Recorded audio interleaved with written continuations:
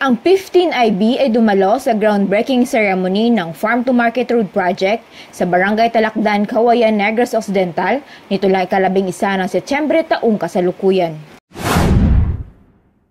Matagumpay na isinagawa ang groundbreaking ceremony ng 25 milyong pisong Farm to Market Road Project sa Barangay Talakdan, Cauayan, Negros Occidental.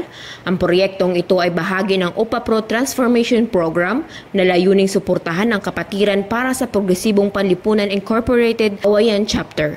Dumalo sa nasabing seremonya sina Honorable John Ray Tabuhara, Municipal Mayor, at Ms. April Casalim, Area Coordinator OPA-PRO Cauayan.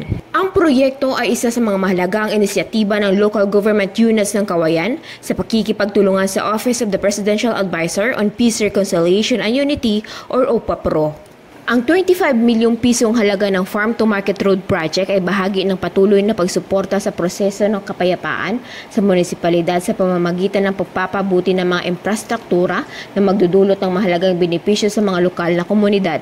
Pinahayag ni Lieutenant Colonel Brian Imbagaipo, Acting Commanding Officer ng 15IB, na ang mga ganitong mga proyekto ay nagpapakita ng taos-pusong pagsisikap ng gobyerno na tulungan ang mga dating rebelde sa kanilang pagbalik sa komunidad. Ang kolaborasyon ng mga ahensya ng gobyerno sa pamamagitan ng OPA-PRO ang nagbigay daan sa mga tulong na ito. Dagdag pa ni Lieutenant Colonel Bagaipo, positibo ang 15IB na ang iba pang miyembro ng teroristang grupo ay mahihikayat din na sumuko at makinabang sa parehong programa. Ang groundbreaking ceremony na ito ay isang simbolo ng pag-asa at pangako para sa mas magandang hinaharap para sa mga residente ng Cauayan sa ilalim ng pagkikipagtulungan ng lokal na gobyerno, OPA-PRO at ng Philippine Army.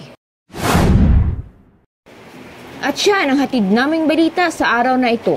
Para sa Linkila TV News, kamatuuran, pakadto sa katawhayan. Camila Serna, nag-uulat.